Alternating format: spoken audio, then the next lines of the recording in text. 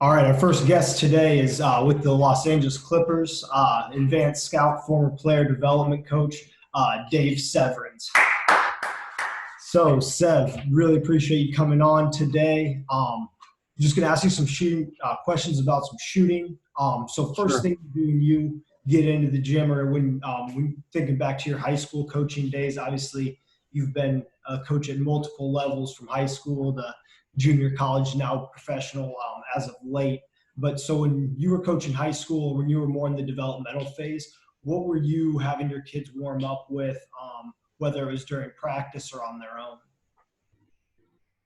own? Um, most warm-up shots would start with simple layups and simple finishes, reverse layups, baby hooks, power layups, simple finishing around the basket, but making sure you emphasize weekend layups as well, weekend finishes, not just everything with the strong hand.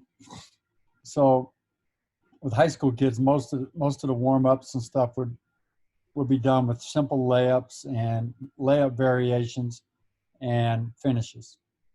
Cool. So then if it's, Hey, maybe you I get, got to correct you on one thing, Joel.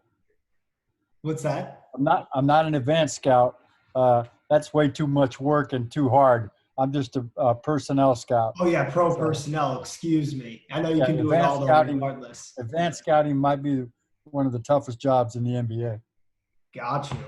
Well, I'll give I'm you not something to smart work enough for that. on. Gotcha. So then if you're, moving in to individual workouts, if you're getting on the court with a player, could be a guy in LA, could be a younger guy, younger player. What type of warm up if they're saying, hey coach, we want to get some shots up with you, etc. What's that warm up look like? We've started with the layups, we've worked on our weak hand. Then what are we moving into? I, I literally do form shooting right underneath the basket, maybe a foot away. And I like to start everything with one hand form shooting, Mhm. um, making sure that the hand placement is correct on the ball. And then after, we get comfortable with that, then we would add the second hand to some form shooting right under the basket and trying to emphasize getting the ball up high so it comes straight through the net with no rim. Um, Mhm. and really, I'd like to come back to that same form shooting shot after every set. Whatever we're working on, jump shots, 3-point shooting, off the dribble. Uh, After every set of those, we like to come back and do at least 5 all net makes from the form shooting, just to get them back to the form shooting every time before we go back out and do longer shooting. So I think form shooting is really important. Slow them down. You can make any corrections that they have with their hands on the ball. Re-emphasize again, getting the ball up high enough to where it comes through the rim all net. So I'm a big believer in form shooting. And Mhm. from a standstill, right underneath the basket, maybe a foot away. Gotcha. And so, what are some things you're talking about the hand placement? Are you talking about there's some gap in the hand or wrist is to the rim? What I know it's Well, hard without the ball in your hand, but what are you it looking depends for when on, we talk hand placement? some players don't need any adjustment with their hands. Uh, some players do. So it just depends on what I feel is incorrect with their hand placement, making sure the hand is directly under the ball, making sure that the fingers are spread, that the ball's on the pads of the hand and not on the palm of the hand. Um, so whatever correction I think needs to be made with the hand placement, which I think is very important, we go ahead and make sure we get back to that.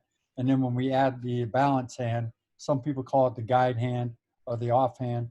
I like to kind of refer to it as the balance hand.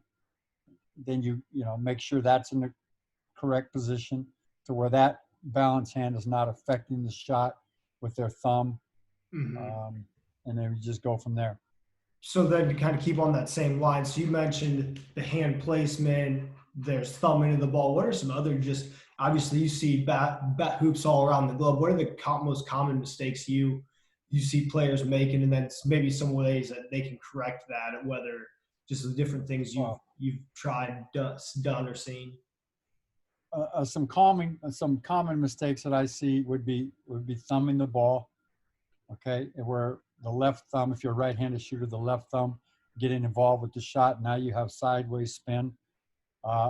Another common mistake that I see is a lot of time players don't seam the ball correctly. I'm very firm on, whenever possible, seaming the ball correctly. What I mean by that is having your middle finger across one of the seams in the middle of the ball. It's not always possible to do if you catch a ball on the move or you come up off the dribble, but there's no excuse not to seam a ball if you're shooting a free throw, because you've got Mhm. time to seam the ball and get it correctly in your hands. So I think a common mistake would be, a lot of times players don't seam the ball correctly. Um, a lot of times the player will have their elbow out, which now does not allow your hand to be under the ball. Um, those are some of the common mistakes that I see with their hands. So you've kind of mentioned a couple things with the hand placement. What are the things that you are non-negotiable on, or you think need to be a certain way? Obviously, everybody's shot's a little bit different. But what are some things you mentioned? The hand placement, elbow in, things like that. Yeah. Is there other things Uh, you're looking for that you really believe affect every shot, no matter what your hand form looks like? hand directly underneath the ball, as opposed to, I see a lot of shooters where the hand might be on top of the ball or on the side of the ball. But I think the hand directly under the ball as it comes to the shooting pocket is something that's non-negotiable. Making sure the fingers are spread, obviously, but the hand underneath the ball on your shooting hand, to me, is very, very important. The guide hand or the balance hand acting as a guide on the left side of the ball, I think is important. A lot of players may put it in the front or underneath, but I think the guide hand, the balance hand, just being right on the side of the ball is very important. And then I think one of the things that's non-negotiable with me is on the release of the ball, that the elbow being above the eyebrow on the release. Anything where the elbow is not above the eyebrow, and you're going to have a flat shot. So the elbow above the eyebrow on the release, and it's easy to see when a guy releases the ball where his elbow is in relation to the eyebrow. So those things are really important to me. And then when working our way down now on the feet, what's your philosophy footwork? Are you always catch the same way? Are you inside foot? What's the way you taught it or teach it to somebody, let's say, that doesn't have a way that they have already established that I like to do it this way? But it depends on where the player is on the court and where he's moving on the catch. For example, to me, anytime you're coming onto the basket, okay, you're coming on straight to the basket. It could be anywhere on the court. I teach for a right-handed shooter, I like to teach the left-right 1-2 on the catch. Now that's different if you're coming away from the basket. If you're coming up from the baseline for a catch and shoot, then it would obviously be your inside foot. So I like to teach depending on where you are on the court. And, if you're approaching the basket from straight on, it's a left-right catch 1-2. And the reason I like to teach that with the feet is because if you don't have the shot and you catch it 1-2, now you have your dominant pivot foot and your dominant jab foot available to be able to jab the defender and so forth. So that's what, and also I think it quickens the shot and makes the shot a little bit softer. Now, when you're coming off the baseline for a catch and shoot off a down screen or something, that's different. That's an inside foot pivot into the shot. Mm-hmm. Gotcha. So then moving into so I'm a high school player. I'm looking at this summer where it's going to be a little bit of a wash. I'm going to be designing my own workouts. I can't get with my I may have a trainer, I may not. How do I go about designing my summer plan of attack, putting my workouts together, things like that? How do I go about that? As a high school player, college player that is now looking at this summer, not really sure what's going to be going on. Well, I don't know. I'd have to know more about the player. But the one thing that I would do if I were a player is I would make sure that I maximize whatever it is that I do best, and make sure that that stays at a very high level. So if what you do best is catch and shoot threes, then make sure you're maximizing that. If what you do best is coming off pin downs for catch and shoots, or off the dribble and a pick and roll, or whatever it is that you're best at, I'm really feel strongly that you maximize that and keep that skill at the highest level that you can. As far as designing workouts, if it's just you by yourself, you're going to have to do a lot of self-toss work. Okay, what I mean by self-toss is, flipping the ball out from different angles, catching it, pivoting. If you're coming straight onto the basket, self-toss it 1-2. You're going to have to do and be creative with your workouts, but you're going to be doing a lot of self-tossing. A little what we call a little lollipop pass, or a self-toss, where the ball bounces and then you pick it up from there. You're going to have to do a lot of designing on your shots off the dribble. Shot fake 1 dribble, shot fake 2 dribbles. Off the dribble and a closeout where there is no shot fake. It's just a rip and a go. Working on your floaters inside the key. So there's all kinds of ways to design a workout, but I would start, Joel, with maximizing whatever it is you do best and making sure that stays excellent. Keep the main thing. Now, let's say I'm a younger player yet, and I'm in 6th, 7th, 8th grade. What are just some foundational things that I'm enjoying the game? I've got maybe an older brother or sister, but I just want to kind of go out and I want to get a little bit better as my, out in Oregon, we're moving into club, and, as you're getting into that age, clubs are going to be a little more competitive, and there's a little bit of separation, as you know. So if I'm just a kid that wants, let's say middle school age kid, what do you think should go into those sorts of workouts? I've been playing a little bit. I'm not great. But I want to start taking it a little more seriously. Well, if the rules allow, and you're getting it to that age where you're really kind of getting really serious about basketball, I think you need to play as much one-on-one as you can. If that's possible, if you got somebody that you can go against, I'm a firm believer in playing as much one-on-one as you can, limiting the dribbles, limiting the time that you have to get a shot off. If you're able to play 2-on-2, 3-on-3, that's even better. But if you're in an environment where there's not a whole lot of 5-on-5 going on, then you need to be playing some 1-on-1 or 2-on-2 if possible, as much as you can in a competitive setting. That's the only way you're going to get better at your game, defensively and offensively.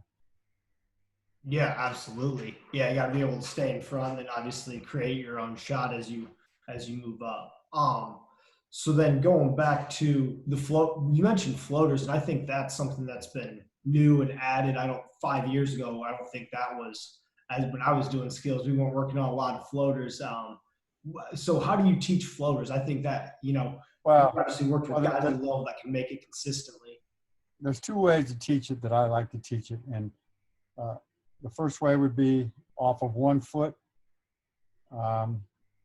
much like a high jumper.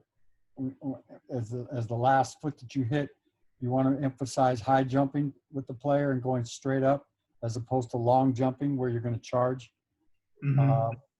So, getting your hand again underneath the ball and get it in as high and soft as you can, almost like a knuckleball on the release. So off of 1 foot. The other way would be off of 2 feet, where the player comes in to the paint, and he jumps off of 2 feet with the same release. So I would, and for my own vocabulary, a shot off 1 foot we consider a runner, and a shot off 2 feet we would call a floater. And a lot of times with the runner, you actually would have the player, when he comes off 1 foot to get up in the air, to actually shoot a normal jump shot.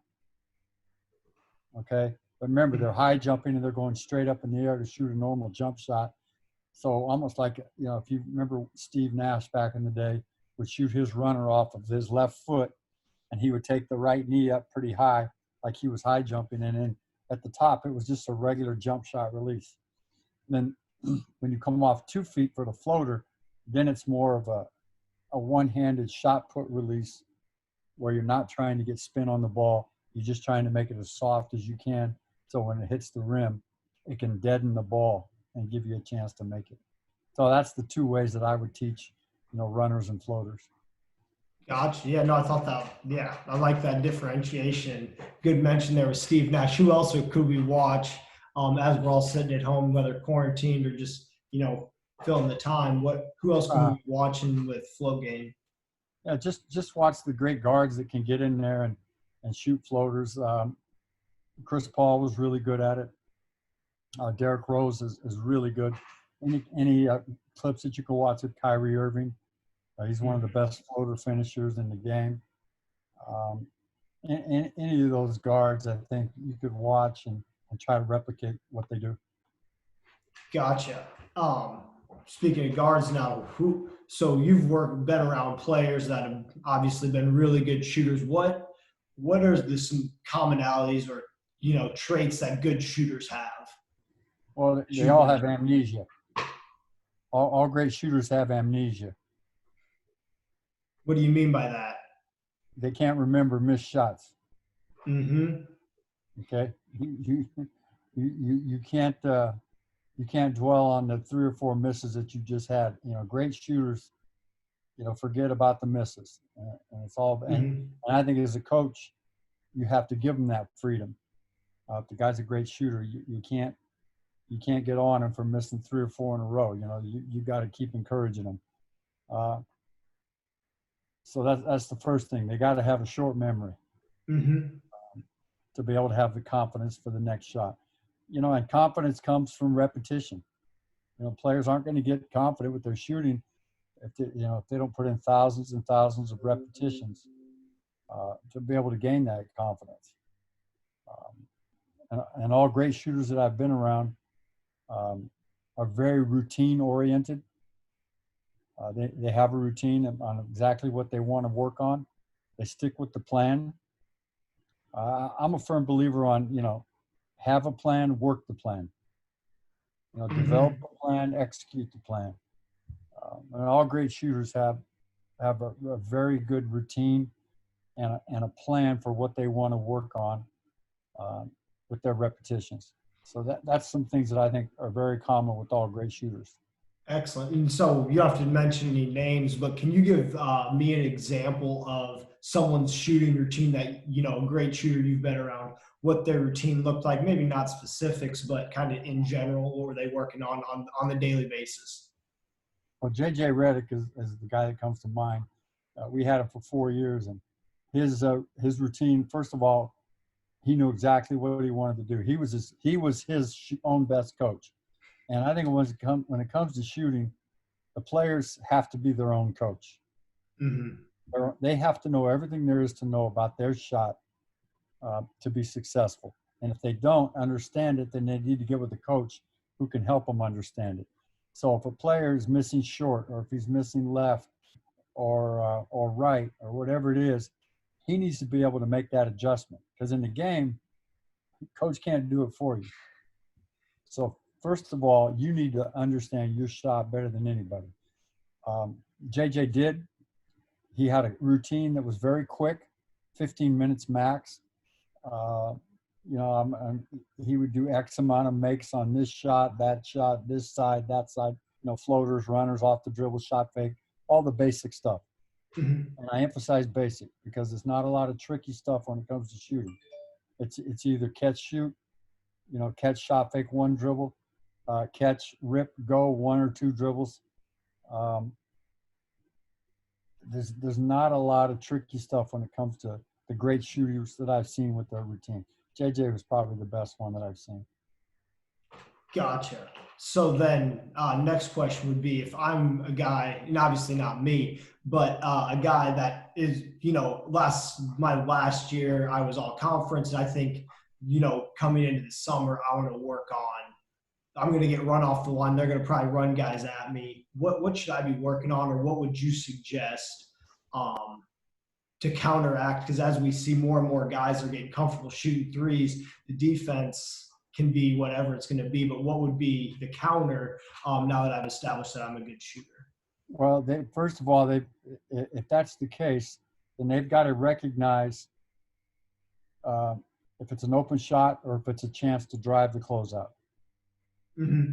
Or is it an opportunity to shot fake and one or two dribbles? So I would, if I were a player in that situation, I would work as much as I could on a live defender. Okay, the ball's being skipped maybe from the other side by the coach, but a live defender closing out on me, and now I've got to read the closeout.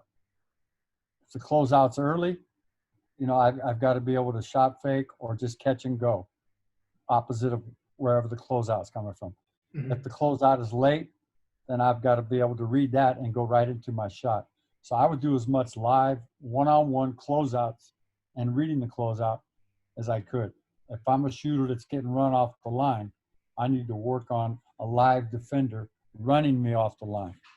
Mm-hmm. And now I work on the side steps, the shot fake and dribble, the catch and shoot if it's late. So those are the things that I would be working on. Mm-hmm. And the side step is a big one. The shot fake. If I get the shot fake and the defender flies by, on my left, then I've got to be able to sidestep dribble to the right and take that slide step and shoot the ball to the right. If I shot fake and he flies by my right hand, I've got to be able to transfer the ball, slide dribble to the left, and shoot the three. Mm-hmm. Yeah, absolutely. And keep your side step. Yeah, keep your feet behind the line too. Get all three of those. That's right. All right. Wow. Thank you so much. So, last question would be, as we talked about threes a lot, what are some drills or a specific drill that you've done with players that works on a game shot from three? And we'll go offense of your choice, or just to get reps of those game shots where, we run a little 4 out, or just kind of for the summer, I want to extend my range. What sorts of drills or a specific drill should I be doing? Well, I don't know. Drills are, drills, you can make up a million drills. There was one that we used to use with our guys. We called it 3 in a row. And it had to be a 3-point shot off the catch. Okay. Now the player could go anywhere on the 3-point line that he wanted. If he wanted to stay in one spot for the whole time, he could. If he wanted to move, he could. But how many shots can you make before you miss 3 in a row? Okay. So it's a tough drill, and you just keep shooting 3. Now, if you want to stay in the one spot, you can. If you want to stay in the corner, you can. If you want to stay at the top, or if you want to move, that's fine. But you're going to stay in the drill until you've missed 3 shots in a row. And the coach would keep track of how many shots do you make before you miss 3 in a row. And the most one of our guys ever got was 305. He made 305 threes before he finally got so tired and he just missed 3 in a row. And that was about a 45-minute workout. The player was Karan Butler, one of the guys we used to have. It takes upper body strength, it takes shoulder strength, because you're continuously shooting 3-point shots until you miss 3 in a row. So how many can you make before you miss 3 in a row? For a high school player, I would say, a really good score would probably be around 100. Mm-hmm. I can make 100 threes before I miss 3 in a row. So I think that's a good drill. It really works on your conditioning, your upper body strength also. Gotcha. Yeah, and it also develops that amnesia like you were talking about. If you miss one, doesn't matter. No, because you got 2 more. Yeah, absolutely. All right, well, perfect. Well, I appreciate you making the time. I know you got the beach and the surf waiting for you today. So not today. I'm in Fresno. Oh man, got you. Well, shoot, man. Stay safe, and I really appreciate taking the time, Sev. Thank you, Joel. Yeah, absolutely. Bye-bye. All right, see you later. There you have it, episode 1. Coach Sev, man, he's the best. If just a guy that's been doing it and been at every level. has been huge for me just as a mentor. And I mean, the guy's got stories, and I just really couldn't think of somebody better to have on the first episode that's going to be dropping here soon. So give him a follow at Dave_Severns.